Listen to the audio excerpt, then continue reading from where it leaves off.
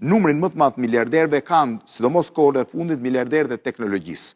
Do më thënë, nëse përpara bizneset tradicionale, po flasim supermarketet, me dy vëllezërit gjermanë, Albrecht quheshin ata, ose me Walmarti e të tjerë, ishin dominus, tani duket se teknologjia po dominon. Madje ka miliarderë në moshën 30 vjeçare, s'po them Zuckerbergu se 19 ka një miliarder. 19 është njëri i cili ishte bërë miliarder, mos gaboj nga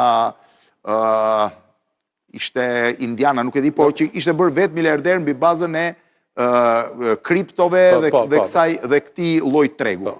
Pra si po ndryshon tregu i pasurisë në botë me teknologjinë dhe padyshim që teknologjia ka sjellë miliarderë të vetë të rinj dhe unë besoj që do jetë ky trend edhe në vazhdim. Tani me inteligjencë artificiale do prodhohet ndoshta 1 miliarder në muaj.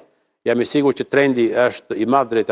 E dëgjuat vetë video, nuk dua të bëj shumë komente, por ndaloni dhe meditoni pak në disa fjali. Besoj thot se do jetë ky trend edhe në vazhdim. Me pak fjalë, bota po përballet me ndryshime shumë të mëdha. Prandaj, kush e kapi trenin shpejt, është i fituar. Kush u vonua dhe e mbi mendoi, aja vlen ase a vlen, çfarë mund të jetë kjo, çfarë janë asetet digjitale, çfarë është blockchaini, dhe nuk pati kohë të merrte informacione mbi kriptomonedhat, normalisht që ka për të vonuar në kohë. Unë nuk do komentoj më tepër, por jepni ju në komente mendimin tuaj se çfarë kuptoni nga kjo video. Pikërisht këto tema i kemi cekur në webinarin ton falas 35 minuta. Nëse dëshironi të regjistroheni, kliko tek linku në bio.